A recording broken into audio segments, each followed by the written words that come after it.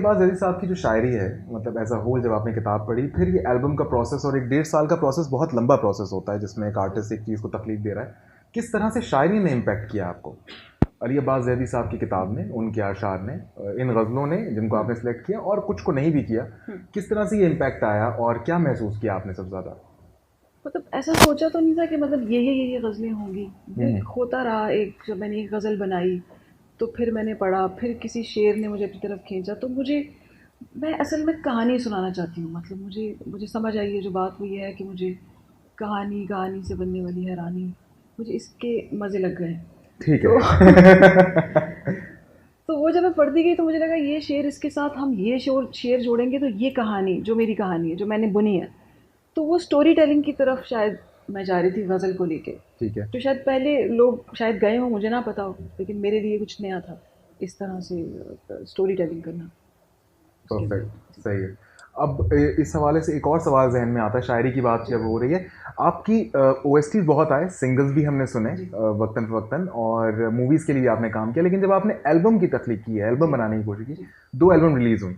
ये दूसरी। ये दूसरी है। जी अभी हम दूसरी के लॉन्च पर हैं। तो जी पहली एल्बम जानी, जॉन एलिया की शायरी पे आपने जी काम किया, म्यूजिक उसका बनाया। जी अब अली अब्बास ज़ैदी साहब, जी। तो शायरी और शायर को शुमाइला रहमत हुसैन कैसे देखती हैं? कितना ये ज़रूरी है म्यूजिक के लिए भी, सोसाइटी के लिए भी, आपकी अपनी राय में? शायर को तो मैं सबसे पहले मैं प्यार से देखती हूँ। तो मुझे लगता है कि प्यार से देखना चाहिए, सोच रहा है एक इंसान, और वो जो आप हम जो इमेजिन करते हैं वो जिसको बता पाना मुश्किल है, वो उसे बता रहा है और वो हम तक आ रहा है और हम उसे इमेजिन कर रहे हैं। तो इसलिए सबसे पहले तो मैं उससे प्यार करती हूँ। तो फिर जब प्यार हो जाता है तो फिर कुछ चीज़ें, फिर आपका कनेक्शन बन जाता है, तो बन जाता है, तो चीज़ें होती हैं। और ऐसा नहीं है कि वो सिर्फ शायरी की, सिर्फ एक शायर, मतलब कुछ भी अच्छा लिखा हुआ, जो जो लिरिक्स लिखते हैं या कुछ कलाम है या कुछ भी है, अगर उसमें कोई बात हमें मिल रही है जिसमें मुझे कुछ, मैं जान रही हूँ उससे, तो वो मज़ेदार है। अगर एक लफ्ज़ अच्छे लगते हैं मुझे।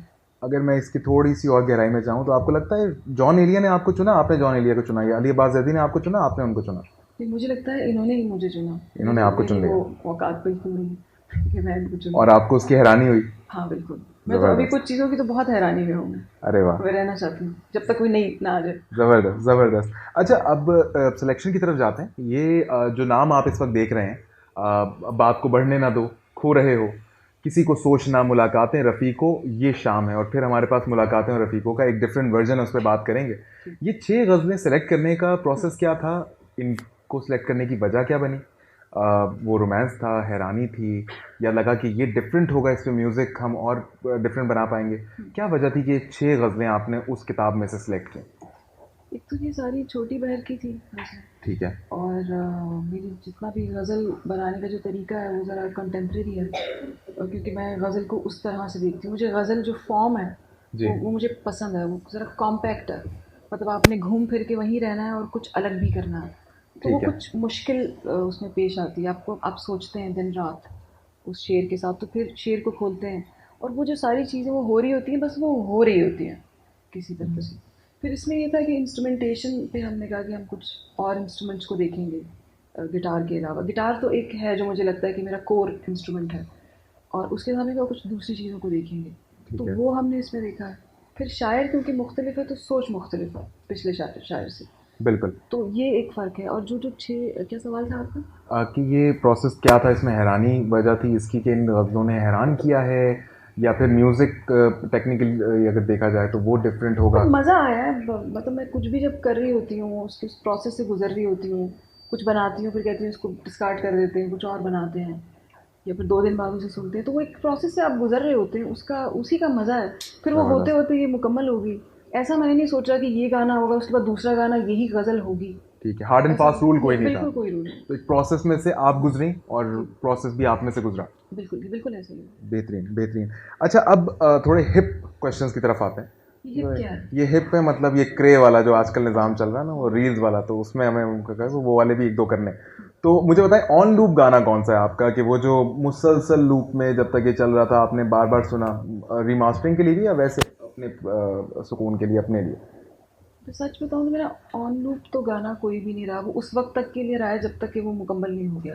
ठीक है। और गान मैं जब एल्बम बना देती हूँ तो मुझे नहीं याद कि मैंने जानी दोबारा पूरी एल्बम कब सुनी होगी, या उसका गाना दोबारा इस 1.5 साल में मैंने सुना होगा, किसी ने कहीं टैग कर दिया है कुछ तो मैंने सुन लिया। तो ऐसा नहीं कि मुझे लगता है कि वो गलत मैंने किया, या गलतियाँ भी होंगी उसमें, लेकिन वो फिर मैं आगे चली जाती हूँ, वरना फिर गुलमोहर तक ना पहुँचती हूँ अगर उसे पीछे ना छोड़ती। हाँ, उसे आप पीछे ना छोड़ें तो ठीक है। एज एन आर्टिस्ट ज़रूरी है कि जो आप कर चुके हैं उसको कहीं ना कहीं आप हाँ, उसको जाने बिल्कुल दें। छोड़ दें, उनको लोगों पे छोड़ दें, मतलब फिर लोग उसको सुनें। ठीक हो गया, बेहतरीन। अच्छा, अब ये वाली बड़ी ऐसे कमाल बात है, अक्सर पेशतर ऐसा नहीं होता है, क्योंकि वो अब काम को लेकर जो है वो चलते हैं लोग आगे आगे, लेकिन उसको छोड़ देने का एक अमल बिल्कुल मुख्तलिफ है। अच्छा, एक सवाल अब हिप से हट के थोड़ा सा कर लेता हूँ, और वो भी इस तरह ही है क्वेश्चन से। वो सवाल ये है कि आर्टिस्ट हैं, हैरान परेशान होते हैं, किस गाने ने सबसे ज़्यादा हैरान परेशान किया है, एज अ म्यूजिशियन भी, एज अ पर्सन भी, जहाँ पर स्टक हो गई हैं आपके, अब क्या करें, अब कहाँ खोलें चीज़ को? रफ़ी को था, रफ़ी को था। क्योंकि वो जब मैंने पढ़ा कि हम तो बस सूखे हुए फूलों को चूमते हैं, कि अगली फसलें गुल के बीज उन्हीं के पास होते हैं, तो वो मुझे अच्छा लगा कि वो फूल आपने जैसे अगर बिल्कुल सतह पे देखें तो, कि आपने फूल को फेंक दिया है कहीं, लेकिन असल में तो उसी से अगली फसल बन रही उगने है, वाली उसको है, हम सीधी तरह बिल्कुल। देखें तो फिर जब रफ़ी को आया, यानी कि वो बात कर रहा है, वो लोगों को जगा रहा है, जैसे कि एक बंदा यहाँ से उठ जाए और लोगों को उस तरह जगाए हाँ। कि आप देखो ये हो रहा है, तुम्हें क्यों नहीं दिख रहा। तो चांद में तो एक बुढ़िया रहती है, हाँ, मतलब वो हमें दिखती है बुढ़िया की तरह, ये तुम्हें क्यों नहीं दिख रहा, ये सारी चीज़ें नेचर तुम से अपने रिलेटेड कैनवस से हट के क्यों नहीं क्यों देख नहीं रहे हो? उसको देख रहे। हाँ। तो फिर रफ़ीको का लफ्ज़ मैंने सुना नहीं था कभी गाने में ठीक है। उस तरह से, या किसी गज़ल में, या मेरे तक नहीं पहुंचा था, तो मुझे लगा इसको कंपोज करेंगे तो ये, क्योंकि जब आप कंपोज करते हैं तो लफ्ज़ों का वो कितने मीठे हैं, वो कहाँ से होते हुए आ रहे हैं, वो अभी तक इस दौर में ज़िंदा हैं, और वो मतलब कुछ लफ्ज़ ख़त्म हो जाते हैं, लैंग्वेजेस ख़त्म हो जाती हैं, बिल्कुल। तो वो मुझे लगा कि इसको ये गाने में अगर मैं गाऊंगी तो कैसा लगेगा। ओके। तो वो उसको मैंने तरह तरह से ट्राई किया, तो जब मैंने जो ट्राई किया तो जहाँ मुझे मज़ा आने लगा उसके अंदर, और फिर वो क्योंकि चीज़ें साथ ही हो रही होती है, म्यूज़िक भी साथ बन रहा है, और मतलब कॉम्पोजिशन भी बन रही है, और वो एक पूरा प्रोसेस चल रहा है, तो मुझे मज़ा आने लगा, और उसी में मज़ा ही आ रहा था, फिर गाना ख़त्म हो गया, गाना खत्म हो मतलब गया। बन गया वो। सही हो गया। और वो ऐसा बना कि फिर वो ऑन लूप चलेगा, क्योंकि वो बार बार सुनने का दिल करता है। मैंने भी सुना ये गाना।